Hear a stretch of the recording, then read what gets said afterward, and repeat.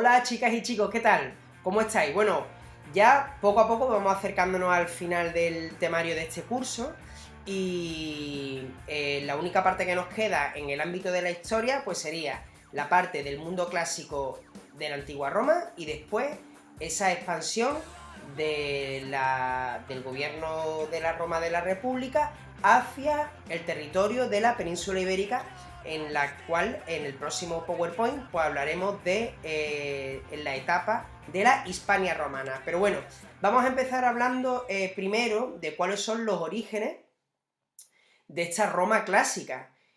Unos orígenes que, como recordáis de la clase anterior, pues se centran más o menos alrededor del territorio en torno a la península itálica y al mar Adriático y a la zona también del mar Mediterráneo y el mar Egeo. Recordamos que estos romanos tienen un origen en las comunidades etruscas y que después pues, van a tener culturalmente muchísima influencia de las colonias que a partir del siglo VII a.C. empiezan a expandirse desde Grecia. Bueno, pues los periodos de la historia que vamos a estudiar dentro de esta Roma clásica, pues son tres. Vamos a ver los orígenes de la Roma clásica, vamos a ver qué ocurrió durante el periodo político de la República y por último el periodo del Imperio. Al principio, en estos orígenes, pues vamos a ver entre el año 753 a.C. y el 509 a.C., pues el desarrollo de una serie de monarquías, o sea, un rey que gobernaba sobre el pueblo. Después, la República, que será más o menos hasta el año 27 a.C., en la que un senado con una serie de representantes gobernaban en nombre de ese rey, y ya por lo tanto el rey queda derrocado y no vuelve a gobernar. Y por último, el imperio hasta el año 476 después de Cristo, en el que una sola autoridad, una sola figura de autoridad, pues va a gobernar con todos los poderes en sus manos. Va a dominar tanto la parte de las leyes como el control del ejército y también la toma de decisiones en el gobierno. El más famoso, pues recordáis que os sonará, pues será Julio César, y después su hijo Augusto. Bueno, los orígenes de Roma, pues hay mucha leyenda detrás de estos orígenes, hay muchas interpretaciones, pero lo que sí sabemos seguro es que los arqueólogos han encontrado restos en esta zona desde más o menos el siglo VIII a.C. Luego ya en el siglo VII, estas 7 colinas que veis aquí, la del Aventino, el Palatino, el Capitolio, Quirinal, Viminal, Esquilino y Celio, todas estas colinas van a ser ocupadas poco a poco por diferentes comunidades. Y aquí es donde encontramos más o menos el germen del origen de lo que va a ser después este gobierno de Roma.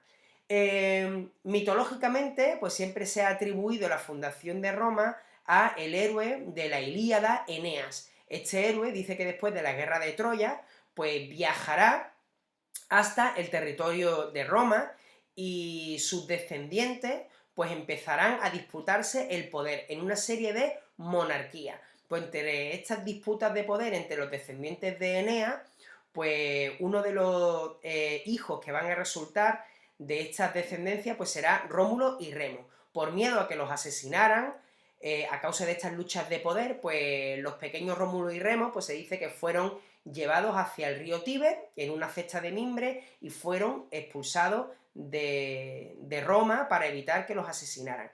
Una loba pues los va a encontrar y los va a amamantar desde que son pequeños, y después estos dos hermanos pues van a establecer cuáles van a ser las fronteras, esa línea negra que vemos ahí del perímetro de la Roma primitiva, van a establecer la frontera de Roma pues simplemente dibujando las líneas de todo el perímetro con el uso de un arado. Bueno, este origen mitológico tiene relación precisamente con esta sucesión de monarquías de hasta 7 reyes que van a gobernar en el territorio y que después pues, van a perder el poder en favor del Senado, que estará formado por las grandes familias aristócratas. Este periodo de la República Romana, pues es el periodo en el que se va a gobernar sin rey. Y se va a gobernar sin rey gracias a un grupo de representantes políticos que se reunirán en la Cámara del Senado. Sin embargo, tenéis que saber que en toda esta organización de la República Romana, va a haber una división total de la sociedad en dos grupos. Primero, los patricios, que diríamos que están dentro del estamento privilegiado. ¿Por qué? Porque ellos eran los que podían tomar decisiones políticas, poseían la mayor parte de los recursos públicos y también de las tierras, y impartían la justicia. Los plebeyos no podían acceder a cargos políticos, no podían tomar decisiones en la elección de las leyes, no podían impartir justicia, ni siquiera tenían representantes en el poder que defendieran sus intereses. Y ellos acababan, pues, trabajando y formando parte de esa mayoría no privilegiada que se encargaba, por ejemplo, del comercio, la artesanía o de la labor del campesino. Tenían que pagar impuestos y además tenían que acudir al ejército en caso de que hiciera falta. Bueno, pues esta situación de desigualdad entre patricios y plebeyos va a provocar que los plebeyos en diferentes momentos de la etapa republicana se levanten contra el poder. Va a haber numerosas secesiones o levantamientos de esta mayoría del plebeyo, lo que se llamarán las secesio plebis, o sea, el levantamiento del pueblo, el levantamiento de los plebeyos en contra de la gestión de los patricios, que no les dejaban participar de la vida pública de manera igualitaria. La más famosa de estas secesiones o de estos levantamientos pues será la retirada a la colina del Aventino de todos los plebeyos. Cada vez que los plebeyos decidían retirarse de la vida pública y no trabajar, pues se daban cuenta los patricios que la ciudad de Roma se quedaba totalmente sin vida y totalmente sin economía, puesto que ellos desempeñaban labores como la del artesano, la del comerciante y la del campesino. O sea que si los plebeyos no estaban ahí, los patricios se quedaban sin pueblo al que gobernar y sin recursos que controlar y que dominar. Así que, a costa de la lucha, a costa de la huelga y a costa de estos levantamientos, los plebeyos van a conseguir ciertas ventajas. La primera y más importante será el nombramiento del tribuno de la plebe, o sea, un político dentro del Senado que va a defender los intereses de la masa de los plebeyos. Después, además, van a conseguir una legislación que los va a proteger frente a los abusos. Esta será la ley de las 12 tablas. Y además, poco a poco, se les permitirá ir participando en cargos políticos. Finalmente, en el siglo III a.C., pues serán equiparados en derecho con los patricios como ciudadanos romanos. Bueno, en esta república tenemos principalmente el organismo más importante, el Senado. ¿Quiénes formaban parte del Senado? Aquí tenemos una reconstrucción en 3 dimensiones de lo que sería la Cámara del Senado, y también ahí tenemos un alto relieve donde se representa a los senadores. Pues mirad, el Senado estaba formado por 300 antiguos magistrados. Ellos dirigían la política exterior y también las cuentas del Estado, la economía del Estado. Aconsejaban a los diferentes cargos políticos que eran los magistrados cómo tenían más o menos que hacer su trabajo, y ratificaban, o sea, confirmaban la aprobación de leyes que tenían lugar en instituciones como los comicios. O sea, ellos decidían si las leyes que se iban a llevar a cabo se aprobaban o no se aprobaban. Estos senadores, este senado controlaba a los políticos que eran principales, que eran los magistrados. ¿Qué tipo de magistrados tenemos? Pues en primer lugar tenemos, por ejemplo, los cónsules, que dirigen el gobierno y el ejército. Después tenemos a los pretores, que se encargan de administrar la justicia. Los censores son los que llevaban el control de los ciudadanos que iban naciendo o iban muriendo en el territorio de Roma, y también nombraban a los miembros del Senado. Luego también tenemos los cargos de los ediles, que administraban en concreto solamente la ciudad de Roma, eran como una especie de alcalde. Los cuestores recaudaban todos los impuestos para la hacienda pública, y luego ya sabemos, los tribunos de la plebe pues defendían los intereses de los plebeyos delante del resto de los políticos. Luego tenemos otra cámara, que sería la Cámara de los Comicios. Ellos elegían a los magistrados, elegían a los que iban a desempeñar los diferentes cargos políticos. ¿Qué tipo de comicios tenemos? Pues primero tenemos los comicios curtados, que según el origen de la familia se van a clasificar y no tenían función política. Después tenemos los comicios tribunados, que se clasifican según la residencia y van a elegir a los magistrados inferiores y al tribuno de la plebe. Y por último, los comicios centuriados, que se clasificaban según la riqueza y elegían a los magistrados superiores. Vemos que aunque el reparto era bastante amplio, pero aún así seguimos viendo diferencias de derechos entre patricios y plebeyos.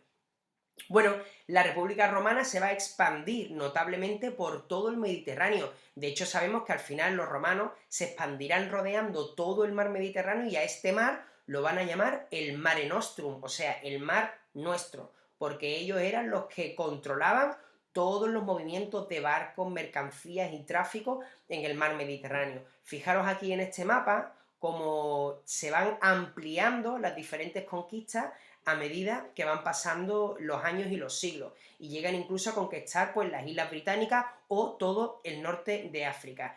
¿Qué ocurría? Que el ejército era muy eficaz, pero se nutría de esos campesinos, esos comerciantes y esos artesanos. Cuando conquistaban tierras, esas tierras se van a repartir a los cargos militares y políticos más elevados.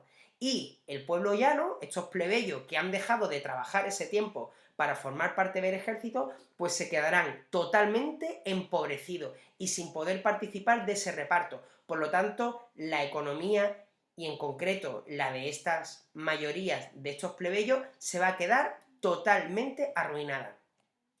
Esto va a llevar a que poco a poco el Senado de la República entre en decadencia y la gente no lo valore como antes. Y empiecen a apoyar a diferentes cabecillas militares que tenían muchísimo peso y que además habían acumulado a sus espaldas grandes victorias con una gran cantidad enorme de soldados que les rendían fidelidad solo a ellos. En este contexto, pues vamos a empezar a ver cómo se van a desarrollar una serie de revueltas y guerras civiles que son el reflejo de esa ruina, de esa inestabilidad a la que se estaba sometiendo la República. Bueno, Julio César, que fue general y cónsul, pues se va a nombrar dictador vitalicio en el año 44 a.C. y será él como emperador el que va a eliminar a todas las instituciones del Senado y, por supuesto, este emperador Julio César será apoyado por la plebe. Sin embargo, en el ámbito político, pues Julio César no estaba bien visto porque era peligroso para los que querían seguir manteniendo sus privilegios dentro del poder, y al final, pues una conspiración tras otra conspiración provocará que su amigo y colaborador Bruto le acabe propinando una puñalada por la espalda en la escalera del edificio del Senado y finalmente pues lo eliminen totalmente de la vida política. Sin embargo, su sucesor, Octavio, pues el hijo de este Julio César, pues va a vencer a todos los rivales de su padre en una guerra civil y va a consolidar el imperio romano. Fijaros que el emperador, ahora con Octavio, va a tener en su poder, en sus manos, el poder político al completo y la toma de decisiones, el poder militar como jefe del ejército y también el poder judicial al poder juzgar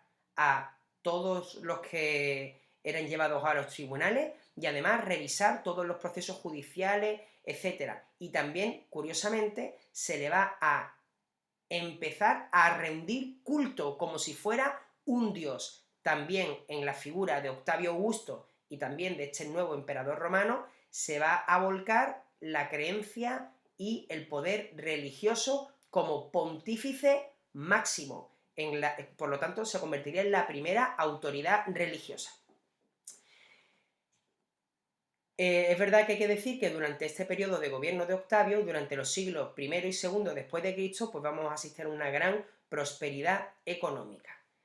Pero poco a poco el Imperio Romano irá entrando cada vez más en decadencia. A partir del siglo III vamos a ver una serie de causas por las que el Imperio Romano decae cada vez más.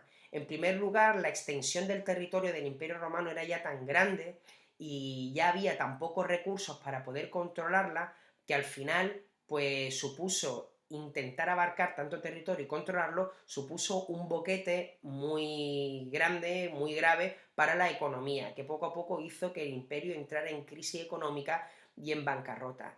Las poblaciones bárbaras, que venían también pueblos bárbaros de tradición germana y centroeuropea, que venían del norte de Europa, pues al no encontrar resistencia en el limes, en la frontera entre Roma y el resto de sus comunidades, al no encontrar resistencia, poco a poco se irán filtrando dentro del territorio romano y provocando la mezcla cultural de la identidad cultural y el sincretismo entre ciudadanos latinos romanos y entre sus propias comunidades germanas.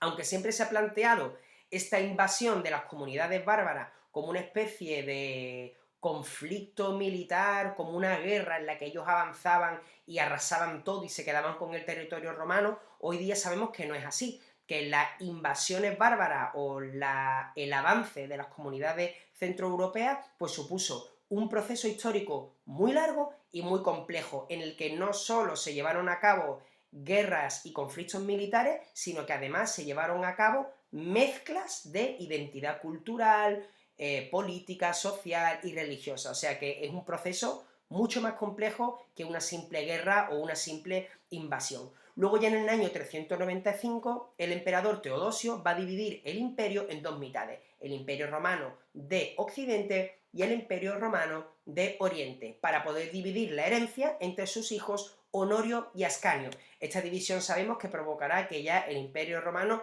nunca vuelva a ser lo que fue, y tenemos ya después una mezcla, ya he dicho, cultural entre estos bárbaros y estos romanos, que van a hacer que se modifique totalmente la concepción que teníamos del anterior imperio romano como tal.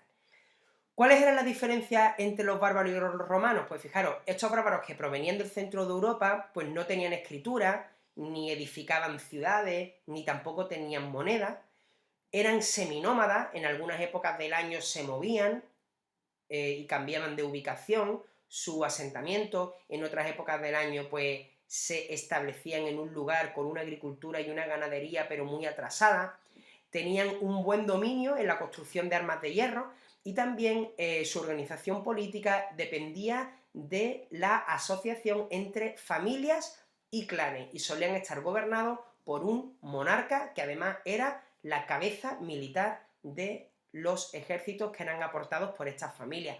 Los romanos ya sabemos que son una sociedad diferente a la de los bárbaros, porque una sociedad eminentemente urbana, van a desarrollar gran cantidad de edificios, las vías romanas van a conectar como si fueran calzadas todos los puntos del imperio romano, y también su organización política es mucho más compleja. Ya hemos visto esa organización política de la república y también del imperio. Van a ser más avanzados en el comercio y la artesanía, con una base muy ruralizada, y van a dominar culturalmente pues idiomas como el latín, la escritura o el uso de la moneda. La división social ya sabemos que van a estar repartidas entre patricios y plebeyos, ciudadanos y no ciudadanos de pleno derecho. Fijaros, porque muchas veces tendemos a decir que los romanos eran superiores o más evolucionados que los bárbaros, y no es así. Simplemente que las comunidades, la economía y la forma de producir y de gestionarse era diferente. Bueno, el arte de la antigua Roma, pues vamos a destacar sobre todo la evolución de la arquitectura. Vamos a encontrar nuevas técnicas de construcción, pero no podemos olvidar que el arte de esta antigua Roma bebe directamente de la tradición de la Grecia clásica. De hecho, no paramos de ver elementos que nos recuerdan a la arquitectura clásica del Partenón, como por ejemplo el uso del frontón, el uso de los frisos, las columnas de orden dórico, jónico o corintio, aunque ahora se añaden nuevas tipologías como por ejemplo el dórico toscano con el fuste liso, y también vamos a ver pues eso también es la tipología de los edificios que va a destacar sobre todo la del templo. Es verdad que también los romanos van a incluir novedades arquitectónicas como el uso del arco de medio punto o el uso de la bóveda y también de la cúpula. Destacamos esta falsa cúpula con una apertura en la parte de arriba del Panteón de Agripa.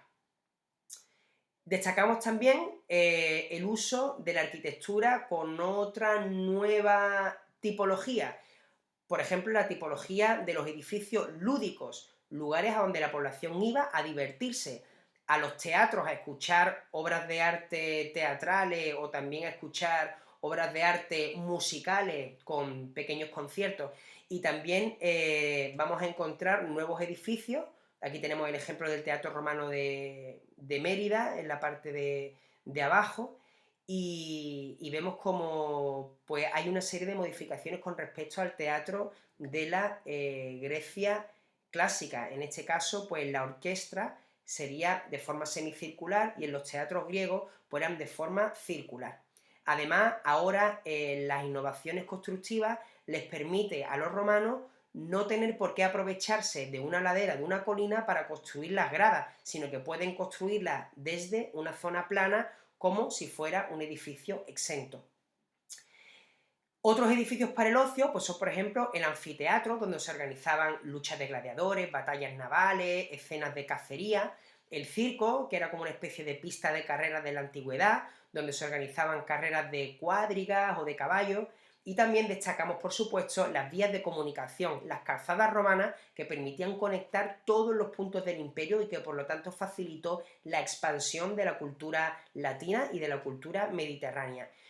Monumentos conmemorativos también van a ser construidos, como por ejemplo los típicos arcos del triunfo para conmemorar victorias de la batalla de grandes generales, o también estas columnas funerarias conmemorativas en el que con relieve, pues en ese fuste de la columna, con relieve se iba narrando las hazañas y las batallas de el emperador o de la autoridad que se encuentra enterrada debajo de la columna. En este caso, pues sería la columna trajana, que viene a conmemorar pues las victorias del emperador Trajano. En escultura vamos a destacar el uso del retrato. Por primera vez, los romanos tenían dentro de su religión, los patricios, una costumbre que era que cuando alguien fallecía, le sacaban de su cara un molde hecho con cera para elaborar unas máscaras que nos recordaran a sus difuntos por siempre. Entonces, esta costumbre de extraer de la cara del difunto una máscara hecha de cera, pues va a provocar que los escultores empiecen a desarrollar una escultura muy detallada en la que pretenden representar a la persona a la que están tallando tal y como eran en la realidad, o sea, como si fueran un auténtico retrato. Y luego también destacamos los relieves narrativos, en los cuales se van a narrar historias de diferentes tipos. Estos relieves los tenemos en arcos del triunfo, como el arco de Tito o el arco de Constantino, y también pues también el Arapacis, y también en monumentos conmemorativos como esa columna trajana que hemos visto anteriormente. Bueno, chicas y chicos, esto es todo por hoy, ya no queda más, así que en el próximo vídeo veremos cómo se expande toda esta organización política romana hacia nuestro territorio, el territorio de la península ibérica, y donde van a construir una nueva civilización y donde van a nombrar una nueva provincia romana que será Hispania. Así que nada, hasta la próxima.